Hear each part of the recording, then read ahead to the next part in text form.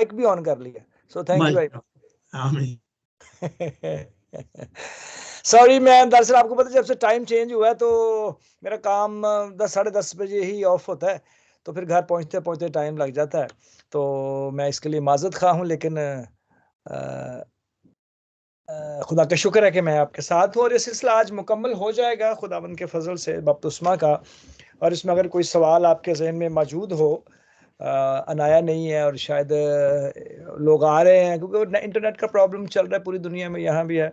सो आइए खुदावंद के कलाम को सुनने के लिए अपने आप को हम तैयार कर चुके हैं। खुदावंद मैं फिर से अपने आप को अपनी सारी जो दुनियावी कमज़ोरियां हैं इंसान होते हुए उनके साथ तेरे कभी हाथों में देता हूँ, और जब तू साथ खड़ा हो जाता है तेरा तेरे तेरे ते, तेरे तेरे अल्फाज हमारे अल्फाज बन जाते हैं, तेरा तेरा मंसूबा हमारा मंसूबा बन जाता है, तो फिर तू अपने लोगों को अपने जलाल के लिए इस्तेमाल करता है।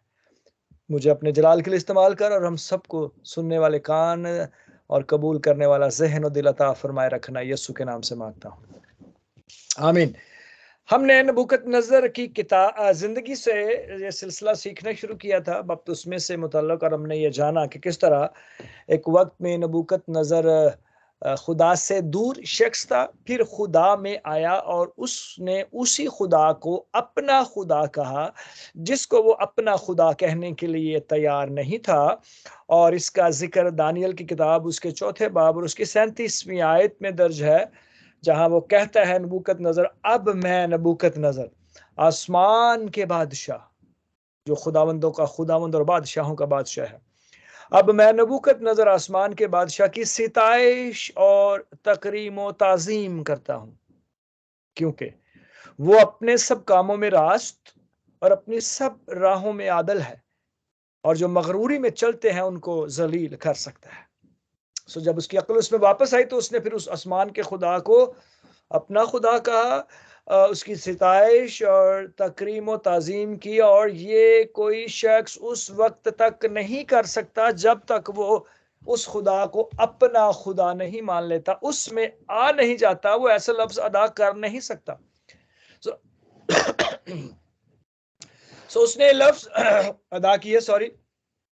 और फिर बाइबल मुकद्दस में हमने ये जाना कि जो शख्स खुदा से दूर होता है खुदा में आ जाता है, तो बाइबल मुकद्दस उसे नया मखलूक कहती है, 2 कुरिन्थियों उसका 5वां बाब और उसकी 17वीं आयत के मुताबिक। और फिर जो शख्स मसीह में आ जाता है तो वो एक नया मखलूक बन जाता है, और फिर वो बपतिस्मा के अमल में से गुजर कर इस बात का जाहिरी सबूत देता है कि अब मैंने यीशु मसीह को कबूल कर लिया। और फिर बपतिस्मा रोमियो का खत उसका 6 बाब उसकी 3 से 6 आयत के मुताबिक यीशु मसीह की मौत, उसके दफन होने और उसके जी उठने में शरीक होने का निशान है। और अगर मैं और आप नए मखलूक बनना चाहते हैं तो फिर हमें पानी के गोता के जरिया से यीशु मसीह में शरीक होना है। इस पे हमने बात कर ली हुई है, जस्ट मैं रिव्यू कर रहा हूँ, आपके लिए दोहरा रहा हूँ। और जब हम ये बपतिस्मा लेते हैं तो हम पानी के हौज में खड़े होते हैं जो मरने की अलामत है। फिर जब पादरी साहब बाप बेटा और रूह कुदस के नाम से हमें पानी के नीचे ले जाते हैं तो वो हम दफन होने के बराबर है। और फिर जब ऊपर आते हैं तो हम जी उठने के बराबर इस बात को गर्दानते हैं। सो यही एक तरीका है यीशु की मौत, दफन होने और जी उठने में शिरकत करने के लिए, और कोई है नहीं। और ये पानी का गोता ही है जो हमें मसीह यीशु में शरीक करता है, हमारी अंदरूनी तब्दीली का ज़ाहिरी निशान, लेकिन वो नेक नियति और खालिसपन से होना चाहिए, दिखावे के लिए नहीं होना चाहिए। खुदा दिलों की बात जानता है, लिहाजा एक शख्स को यीशु में आने से पहले एक शागिर्द बनना है, उसको यीशु की तालीमात अक़दस पर ईमान लाना है और उसे तौबा करनी है, पुरानी जिंदगी के कामों से निकलकर नई जिंदगी में शरीक करने वाले कामों में शिरकत करते हुए तौबा करनी है और आगे बढ़ना है। और ये काम एक बालिग ही कर सकता है, शागिर्द वही बन सकता है, ईमान वही ला सकता है, तौबा वही कर सकता है जो इन मामलात को समझता है। बच्चा ऐसा नहीं कर सकता, हमने ये भी सीखा। और फिर हमने ये भी सीखा कि बाइबल मुकद्दस में एक ही खुदावंद है, एक ही ईमान है और एक ही बपतिस्मा है। और इसी बिना पर मत्ती रसूल की अंजील उसका 28वां बाब और उसकी 19वीं आयत में जो इरशाद आजम दर्ज है, बस तुम जाकर सब कौमों को शागिर्द बनाओ और उनको बाप और बेटे और उलकुद्स के नाम से बपतिस्मा दो। ये तीन की बात नहीं है, एक ही की बात है। और हम इस काम को आगे बढ़ाते हैं। और फिर ईद पेंतिकोस्त के वक्त भी पतरस ने तौबा करने की बात की और हर एक से कहा कि अपने गुनाहों की मुआफी के लिए बपतिस्मा लो। और लोगों ने बपतिस्मा लिया और उस जमायत में शरीक होते गए। लेकिन ये बुनियादी तौर पर हमें यस्सु के बदन में शरीक भी करता है और हम उसके फर्दन फर्दन क्या है, अज़ा है। और पिछले जुमेरात हमने जो बात ख़त्म की थी, क्या हम दोबारा से बपतिस्मा ले सकते हैं, तो हमने उसके लिए अमाल की किताब उसका 19वां बाब और उसकी पहली 5 आयात को पढ़ा था, जिसमें हमने ये पढ़ा था कि किस तरह से वो लोग यूहन्ना का बपतिस्मा लेते थे और फिर उनको बताया गया कि यूहन्ना तो खुद यीशु के नाम के बारे में बताता है कि उसमें बपतिस्मा लो। तो फिर उन्होंने दोबारा से बपतिस्मा लिया। एक तो बात हमने ये पढ़ी कि बाइबल मुकद्दस में दोबारा से बपतिस्मा लेने का जिक्र है उस वक्त जब आप यीशु में बपतिस्मा नहीं लेते, क्योंकि ये तालीम राइज थी वहां बाइबल मुकद्दस में, इसका जिक्र है। कुछ लोग ये भी कहते हैं कि जी वो बनी इस्राएल का बपतिस्मा समुद्र में से गुजर के हुआ था। पता नहीं वो किस तनाजर में ऐसी बात करते हैं, लेकिन वो कुलैदा कहानी है। उसके साथ इस नुक्ते को जोड़ना किसी तरह भी सच्चाई की तरफ ले जाने वाली बात नहीं है। सो उसका जिक्र करना भी मैं समझता हूँ कि ठीक नहीं है। सो ये एक मिसाल थी। दूसरी बात जो मुझे आपसे कहनी है वो ये है कि बपतिस्मा, सुनिएगा बड़े गौर से, बपतिस्मा चूंकि यीशु मसीह में शामिल होने के लिए लिया जाता है और बाइबल मुकद्दस के मुताबिक हमने ये सीखा है, हमें ये सिखाया गया है कि कलीसिया यानी मैं और आप दुल्हन है, मसीह की दुल्हन है और मसीह हमारा दूल्हा है। मेरे साथ रहिएगा। सो यहाँ इस आईडी पर बहुत सारे दुल्हे भी बैठे हुए हैं माजी के, है ना, है ना। जो पास्टर जॉन भी हैं और भाई सरवर भी हैं और भाई अयाज भी हैं, रियाज भी हैं, सारे दुल्हे बने हुए हैं ना एक दफा। ये फेसबुक पर भाई अरशद नजीर भी है। कहाँ है? फेसबुक पर है लाइव। अच्छा, फेसबुक अरशद नजीर अपना कराची वाले। Yes yes yes, okay. हाँ, सो खुदा ने हमें दुल्हा बनने का शरफ दे रखा है। तो जो दुल्हा बनता है उसकी एक दुल्हन भी होती है, जो मेरी भी है दुनियावी तौर पर, पास्टर जॉन की भी है। सो ये है। लेकिन जब हम बात रूहानियत की करते हैं तो फिर एक दुल्हा हमारा आसमान का खुदा है, यस्सु है, और मैं और आप बहसीयत कलीसिया उसकी दुल्हन है। जब हम ये बात सीखते हैं कि यस्सु में आ जाना बपतिस्मा के जरिए एक रिश्ता बना देता है यस्सु के साथ। सो बपतिस्मा जो है वो एक शादी का बंधन भी है, रूहानी शादी का बंधन भी है यस्सु के साथ। और ये एक मसीही को ईमान में मसीह के साथ मुत्तहिद करती है शादी। दुनियावी बात नहीं कर रहा हूं मैं, रूहानी बात कर रहा हूं। अगर कोई शख्स इस रूहानी निकाह के बाद बपतिस्मा यीशु से दूर चला जाता है, दुनियादारी में फिर से खो जाता है। मैंने उस दिन भी कहा था कि ये पहला कदम है जो यीशु में आने के लिए उठाया जाता है। ये कोई गारंटी नहीं है कि हम निजात पा गए अब उसके बाद हमें कुछ नहीं करना, बल्कि ये तो कदम है ना पहला, और मजबूत होना है रोज बरोज। और जब आप यीशु में आ जाते हैं तो फिर यीशु का मुखालफ आपके पीछे आ जाता है। ये कितने चलना पुत्र, इधर आ जरा, तू तो मेरा सा किधर टुर पे है, ठीक है। सो वो आपका पीछा करता है। तो फिर इस शादी के बंधन को वो कमजोर करना चाहता है, रूहानी शादी के बंधन को। सो जब हम यीशु से दूर चले जाते हैं, ये मुमकिन है, इसमें कोई नहीं है। देखें, बात यह है, मुझे एक बात बताएं, जो मेरी आवाज सुन रहे हैं और उनको समझ आए, मुझे एक सवाल है, मेरे ज़हन में आया कि बरगश्ता कौन होता है? किसके बरगश्ता होने का खदशा मौजूद होता है? मुझे कोई बताए अपना माइक खोल के। खुदा से दूर जाने का खदशा किसको होता है? खदशा कहां मौजूद है? कौन खुदा से दूर जा सकता है? जी जो ईमान में कमजोर है। अच्छा, अब मेरे साथ रहिएगा, मेरे साथ। जो ईमान में कमजोर है, तो फिर कमजोर ईमान है, वो तो ऑलरेडी बरगश्ता है ना भाई, वो कैसे आ सकता है? अच्छा, पास्टर रॉबर्ट कुछ कहना चाह रहे हैं? हाँ जी, मैं ये कहना चाहूंगा कि जब दुनियावी ख्वाहिशात हमारे और यीशु के दरमियान आ जाती हैं ना, जैसे दौलत का लालच और इस किस्म की चीजें, मैं तो सवाल फिर हम आता हूं पादरी साहब, मेरा सवाल है कि बरगश्ता होने का खदशा किसको होता है? बस सवाल इतना सा मेरा।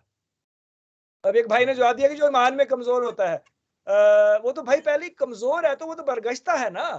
तो फिर ईमानदारों को यस, यस, यस। देखें, बरगश्ता वही होता है जो खुदा में होता है, और इब्लीस उसके पीछे चढ़कर उसे खुदा की पटड़ी से उतारता है, वो बरगश्ता होता है। तो ईमानदारों के लिए बरगश्ता होने का खदशा है, और वही होते हैं।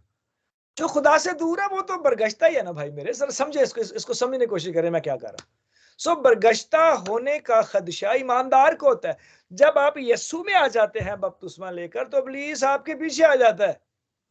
कहाँ जा रहे हो भाई, ये तो आप मेरी राहों से उतर जा रहे हो। तो फिर आपको वो और तरह तरह की आजमाइशों में डालता है। मैं जब काम करता हूँ, ड्राइव करता हूँ, तो मैं लेक्चर सुनता रहता हूँ।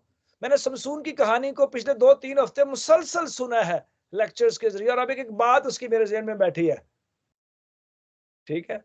और वहां जो बात करनी है इसमें कि उसके बाद देखिए हमारी आंखें भी हैं, बपतिस्मा लेने के बाद आंखें भी हैं ना, कान भी हैं, हाथ भी हैं, पांव भी हैं, सोच भी है। तो ये सारी चीजें इब्लीस इन पे हमला करता है हमारी आंख पे। समसून क्या था? माँ के पेट से खुदा का नजीर नहीं था, चुन लिया गया नहीं था, लेकिन क्या देखा? फलस्तीनी औरतों के पीछे लगा रहा सारी उम्र वो। तो क्या हुआ आखिर में? अंजाम अच्छा हुआ उसका? सो बरगश्ता हो तो मैं कहने चाह रहा हूं कि इब्लीस हमारी आंखों के सामने ऐसे ऐसे मनाजर लाता है खुदा में आने के बाद कि हम एक वक्त में हिल के रह जाते हैं। हाँ, क्या करूंगा मैं, ये बड़ा मसला हो गया। हमारे कान कुछ इस तरह से वो सुनने को देता है कि हम डगमगा रहे होते हैं। सो खदशा मौजूद है। सो इब्लीस यहां उस निकाह में दरार डालना चाहता है, आपको दूर ले जाना चाहता, चले भी जाते हैं लोग, ठीक है। सो इस शादी में जब ये हालात पैदा हो जाते हैं, यस्सु की और मेरी बासीत कलीसिया का रुकन, तो इसका मतलब है कि तलाक तलाक की सोच आ जाती है। अलहदगी तो तलाक ही होती है ना, खो जाता है जब दुनियादारी में। तो फिर जब आप इस तरह के हालात में आ जाते हैं, तो फिर क्या क्या कर सकते हैं आप? जब आप बिल्कुल दुनियादारी में इतने खूब जाते हैं, मतलब इतने डूब जाते हैं। भाई सिस्टर प्रेमा वानी को खूब का शायद नहीं पता होगा, ये डूब जाना, deep down, go deep down गुनाह में। तो फिर ये तलाक, और तलाक के बाद फिर सोचते हैं कि दोबारा से फिर वो, और जब जाते हैं इस्लाम मजहब के लिहाज से, तो वो इद्दत का होता है, और उसके बाद दोबारा पता नहीं क्या क्या सिलसिले हैं। मसीहत में तो ये तस्वर नहीं है। तो दोबारा से फिर हमें यस्सु को कबूल करना है। फिर उस शख्स को फिर से अगर वो चाहता है, सोचता है कि मुझे दोबारा से लेना चाहिए बपतिस्मा, तो वो ले सकता है। एक ये कंडीशन भी है। लेकिन फिर वही बात है कि इब्लीस का मुकाबला करो तो वो तुमसे भाग जाएगा। सोच जो है, जो कहना मुझे यह है कि जब आप यीशु में आ जाते हैं, तो इब्लीस चाहता है कि फिर दोबारा से डिस्ट्रैक्ट करे, हमें दूर ले जाए यीशु से। लेकिन मजबूत होना हमने, ये नौबत आना ही ना दे, ठीक है। अब एक और हवाला मुझे आपके साथ पढ़ना है, मेरे साथ निकालिएगा। बड़ा बड़ा बड़ा बड़ा आखिरी हवाला है ये, बड़ा जबरदस्त है ये, मैं इसको भी देख रहा था। मेरे साथ निकालिए अमाल की किताब, उसका 22वां बाब, और उसकी मैं पहली 16 आयात पढ़ रहा हूं आपके लिए जी। अमाल की किताब, उसका 22वां बाब, The book of Acts, chapter 22, I will read from verse 6. Verse 6. यहाँ पलूस अपने ईमान लाने का बयान कर रहा है कि मैं किस तरह ईमान लाया। तो अमाल की किताब उसका 22वां बाब और उसकी 6ठी आयत से पढ़ रहा हूं जी मैं, और सुनिएगा बड़े गौर से। जब मैं, ये पलूस रसूल फरमा रहे, जब मैं, इससे मुराद पलूस है, जब मैं सफर करता करता, चलो मैं पहले ऐसे पढ़ लेता हूं, टाइम है हमारे पास। अरे भाइयों और बुजुर्गों, मेरा उज़र सुनो जो अब तुमसे बयान करता हूं। जब उन्होंने सुना कि हमसे इब्रानी जुबान में बोलता है तो और भी चुपचाप हो गए। बस उसने कहा, मैं यहूदी हूं और किलकिया के शहर तिरसुस में पैदा हुआ, मगर मेरी तरबियत इस शहर में गमलीएल के कदमों में हुई और मैंने बाप दादा की शरीयत की खास पाबंदी की तालीम पाई और खुदा की राह में ऐसा सरगर्म था जैसे तुम सब आज के दिन हो। चुनाचे मैंने मर्दों और औरतों को बांध बांध कर और कैद खाना में डाल डाल कर मसीही तरीक मसीही तरीक वालों को मतलब जो यीशु मसीह की तालीम के मुताबिक जिंदगी बसर कर रहे थे, और मसीही तरीक वालों को यहां तक सताया कि मरवा भी डाला। चुनाचे सरदार काहन और सब बुजुर्ग मेरे गवाह हैं कि उनसे मैं भाइयों के नाम खत लेकर दमिश्क को रवाना हुआ ताकि जितने वहां हों उन्हें भी बांध कर यरूशलेम में सजा दिलाने को लाऊं। आप सब मेरे साथ है ना? Are you with me? पढ़ रहे हैं आप अपनी अपनी बाइबल से? Yes. Thank you very much, thank you very much. जब मैं सफर करता करता दमिश्क के नजदीक पहुंचा तो ऐसा हुआ कि दोपहर के करीब यकायक एक बड़ा नूर आसमान से मेरे गिरदा गिरदा चमका और मैं जमीन पर गिर पड़ा और ये आवाज सुनी कि ऐ साउल, तू मुझे क्यों सताता है? मैंने जवाब दिया है, खुदावन तू कौन है? उसने मुझसे कहा, मैं यस्सु नासरी हूं जिसे तू सताता है। और मेरे साथियों ने नूर तो देखा, पलूस रसूल फरमा रहे हैं कि मेरे साथियों ने नूर तो देखा लेकिन जो मुझसे बोलता था उसकी आवाज ना सुनी। मैंने कहा, खुदावंद मैं क्या करूं? खुदावंद ने मुझसे कहा, ये वो वाकया बता रहा है, उठकर दमिश्क में जा, जो कुछ तेरे करने के लिए मुकर्रर हुआ है वहां तुझसे सब कहा जाएगा। जो कुछ तेरे करने के लिए मुकर्रर हुआ है वहां तुझसे सब कहा जाएगा। तुझे मैंने पकड़ लिया है और अब तुझे वही करना है जो मैंने तुझे कहना है। तो जा, तू बंदे मारने जा रहा था, अब देखूंगा तू कैसे मारता है, कुछ और काम मैंने तुझसे लेना है। तो जो कुछ, सुनिए बड़े गौर से मेरे साथ, मैं फिर दोबारा पढ़ रहा हूं, जो कुछ तेरे करने के लिए मुकर्रर हुआ है। किसने मुकर्रर किया है? मैंने मुकर्रर किया है। कौन फरमा रहे हैं? यीशु मसीह फरमा रहे हैं। Are you getting my point? ठीक है। जब मुझे उस नूर के जलाल के सबब से कुछ दिखाई ना दिया तो मेरे साथी मेरा हाथ पकड़कर मुझे दमिश्क में ले गए। अब मेरे साथ, मैं थोड़ी शमसून की बात की, वो आंखों से देखता था और फिर उसकी जिंदगी आपके सामने है। यहां ये आंखें लिए हुए दमिश्क की तरफ बढ़ रहा था ताकि उन लोगों को देखे जिनको मारना था। और खुदा ने कहा कि हुण तू नहीं वेखेगा, उन्होंने तेन मान्या ही कर छना, उन्होंने तू वेखेगा 3 दिनों तक। तो खुदा ने इसकी आंखों की रोशनी 3 दिन के लिए ले ली कि तू कहां जाएगा वहां। अब तुझे वो लोग उस नजर से देखने नहीं दूंगा जिस नजर के साथ उनको देखना चाह रहा है, यानी कत्ल करने वाली नजरें। खुदा ने उसको 3 दिन के लिए अंधा कर दिया। अब मुझे नहीं पता आपने ये नुक्ता नोट किया जो मैंने कहा। 3 दिन वो आंखें, शमसून आंखें देखता था और क्या किया, यहाँ ये भी आंखें लेकर जा रहा था। खुदा ने कहा नहीं, अब तेरी आंखें उनको इस तरह नहीं देखेंगी कि तू उनको मार सके। इसलिए खुदा ने उसको 3 दिन के लिए उसकी रोशनी ले ली। और हननिया नाम एक शख्स जो शरीयत के मुवाफिक, दीनदार और वहां के सब रहने वाले यहूदियों के नजदीक नेक नाम था, मेरे पास आया और खड़े होकर मुझसे कहा, भाई साउल, भाई साउल, फिर बीना हो जा। फिर बीना हो जा। उसी घड़ी बीना होकर मैंने उसको देखा। जब उसकी नजर खुदा ने उसको लौटाई हननिया के जरिए, तो सबसे पहले उसने किसको देखा? उन लोगों को नहीं देखा जिनको वो कत्ल करने जा रहा था। किसको देखा? हननिया को देखा, जो खुदा की तरफ से उसके पास भेजा गया था। उसने कहा, हमारे बाप दादा के खुदा ने तुझको इसलिए मुकर्रर किया। ये सुन ले, हमारे बाप दादा के खुदा ने, इब्राहिम, इसहाक और याकूब। हमारे बाप दादा कौन है? यही है ना, इब्राहिम, इसहाक और याकूब। हमारे बाप दादा के खुदा ने तुझको, साउल को, इसलिए मुकर्रर किया है कि तू उसकी मर्जी को जाने, खुदा की मर्जी को जाने, जो नहीं जान रहा था, खुदा से दूर था, और उस रास्तबाज को देखे और उसके मुंह की आवाज बने। उस रास्तबाज को देखे, यीशु को, और उसके मुंह की आवाज बने, यीशु की आवाज बने। क्योंकि तो उसकी तरफ से, खुदा की तरफ से, क्योंकि तू उसकी तरफ से सब आदमियों के सामने उन बातों का गवाह होगा जो तूने देखी और सुनी है। क्या? जो अपनी माजी जो तूने देखा सारा क्या हो रहा है, तू उनका गवाह होगा।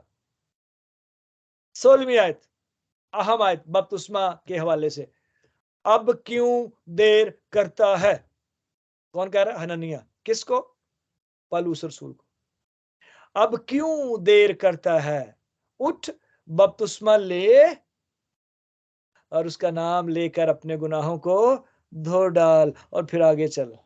आमीन, आमीन। आखिरी हवाला, हननिया पौलुस रसूल को दावत दे रहा है कि उठ, देर क्यों करता है? देर करने का वक्त नहीं है। उठ, बपतिस्मा ले, और उसका नाम लेकर अपने गुनाहों को धो डाल। आमीन। वाज़ेह होगी बात कि बपतिस्मा गुनाहों से धुल जाने की निशानी है, और यहां भी यही हो रहा है। पौलुस चूंकि कलीसिया को तकलीफ देने वाला था,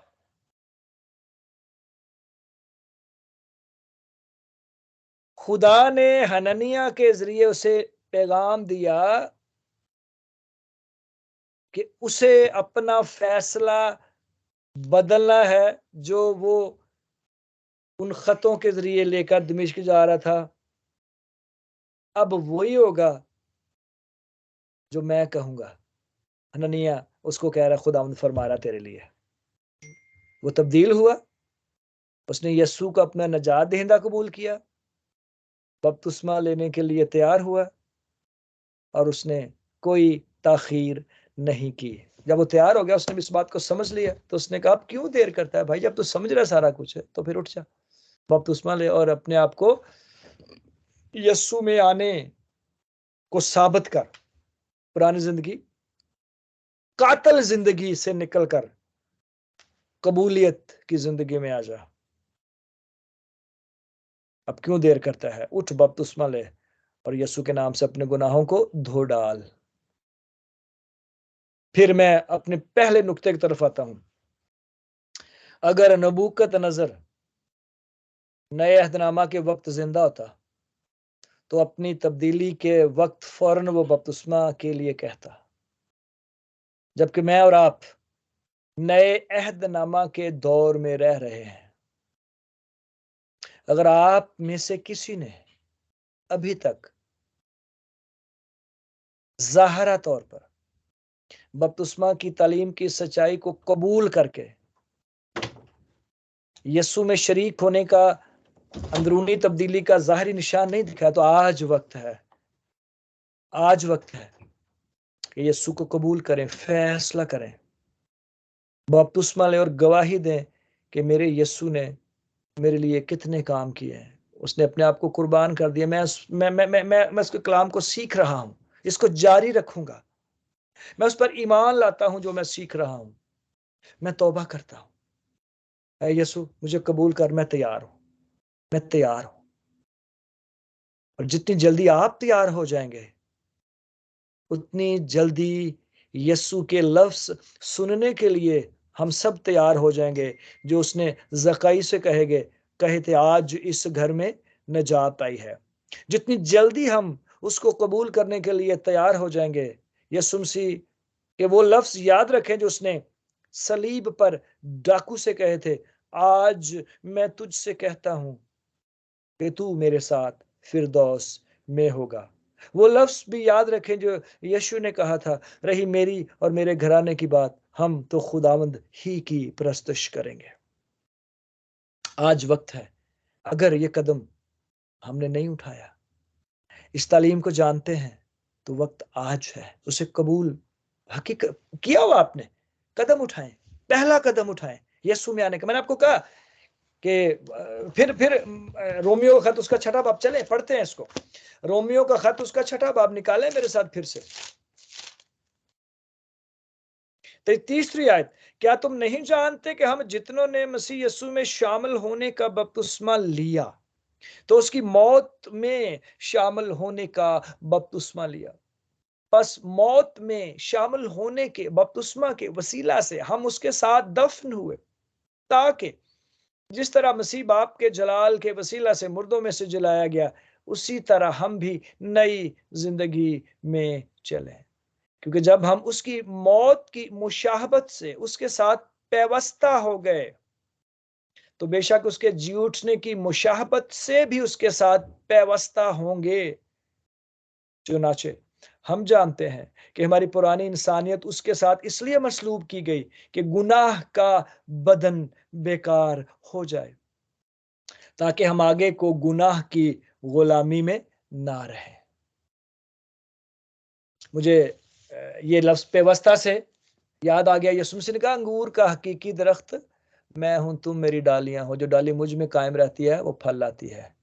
पेवस्ता का मतलब होता है दरख्त में शामिल हो जाना। इनू असी पंजाबी जो वो भी कहते हैं, एक और लफ्ज है इसके लिए, पेवंदकारी, पेवस्ता हो जाना। पेवस्ता रह शजर से उम्मीदे बहार रख। डाली वही हरी भरी होती है, डाली उसी पर फल लगते हैं जो दरख्त में होती है, और जिसका राबता दरख्त से कट जाता है वो सूख जाती है। सो हमने उसमें पेवस्ता होना है। सो खुदावंद हम सबको बरकत दे ताकि हम उसमें पेवस्ता हो। यीशु मसीह ने बपतिस्मा लेकर मिसाल दी थी कि ये आपने करना है, मुझे जरूरत नहीं है, लेकिन चूंकि मैं इंसान हूं तो मैं आपको दिखा रहा हूं कि मैंने भी ये लिया, आप भी लो। मुझ में शरीक होने के लिए यही एक रास्ता है। सो आइए, उसको हमने निजात दहिंदा कबूल कर लिया हुआ है। अगर ये कदम नहीं उठाया तो आज उठ, देर क्यों करता है? यीशु के नाम से बपतिस्मा ले और निजात पा। खुदावंद हम सबको, हमारे खानदानों को, पादरी साहब को, उनकी सारी इस खिदमत को कबूल करता रहे।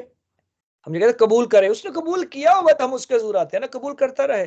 और अगर कहीं हम कमजोर हैं तो ये कमजोरियां रोज बरोज हम यीशु के हजूर लाते रहें और इनसे निजात पाते रहें। खुदावंद हम सबको बरकत दे। मैं आप सबको इस वक्त दावत दूंगा कि आप सब अपनी आंखें बंद करें, जहां जहां अपने अपने दिलों में कुछ देर के लिए दुआ करें और इस तालीम के लिए खुदावंद का शुक्र करें जो बाइबल बेस्ड, मैंने कोई बात आपको बाइबल से बाहर से नहीं बताई। सो इसके लिए खुदा का शुक्र करें। और अगर आपने ये कदम उठाया है, और खुदा का शुक्र करें और उसमें रोज बरोज बढ़ते रहें, रोज बरोज बढ़ते रहें। रोज खाना खाते हैं ना, इस तरह रोज खुदावंद में बढ़ना है, तो उसका शुक्र करें, कुछ वक्त दुआ में गुजारें। और अगर नहीं उठाया तो खुदा से कहें, खुदा मुझे ये कदम उठाने की हिम्मत अता फरमा। मैंने तुझे आज फिर से जान लिया है, पहले से और मजबूत हुआ हूं मैं, मुझे बरकत दे। और उसके बाद मैं फिर आखिरी दुआ करूंगा।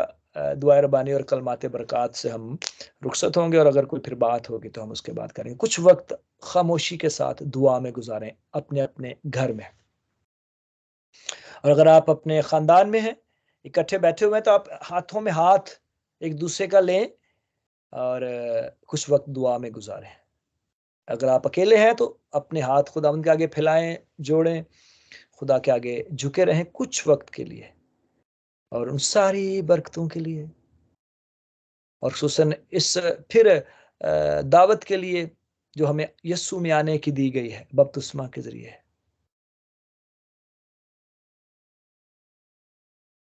खुदा भला है, वो चाहता है कि हम देर ना करें।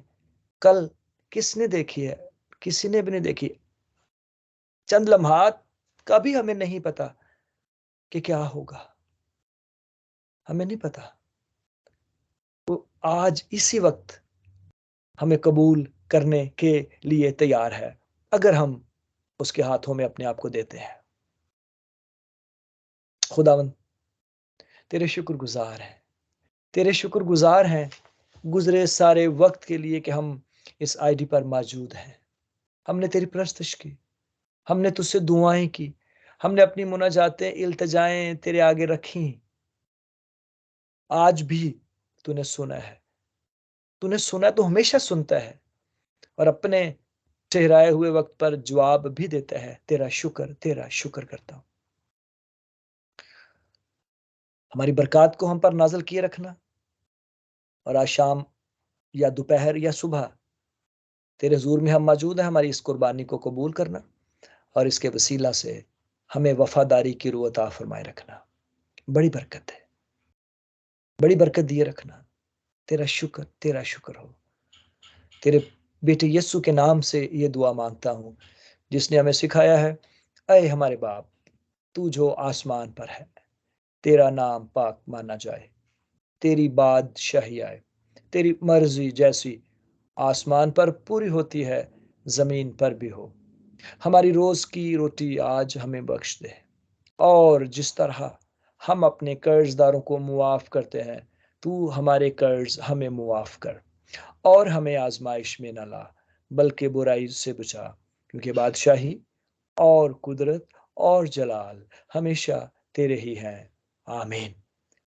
अब हमारे खुदावंद यसूह मसीह का फजल, खुदा बाप की मोहब्बत, पाक रूह की रफाकत और शराकत, उसका अमन इत्मीनान हमेशा हम सबों पर, हमारे घरों पर, हमारे खानदानों पर, हमारे मुल्कों पर और इस दुनिया के अमन पर हमेशा तक कसरत के साथ होता रहे। आमीन आमीन। खुदावंद आप सबके साथ हो। आमीन आमीन। Thank you very much.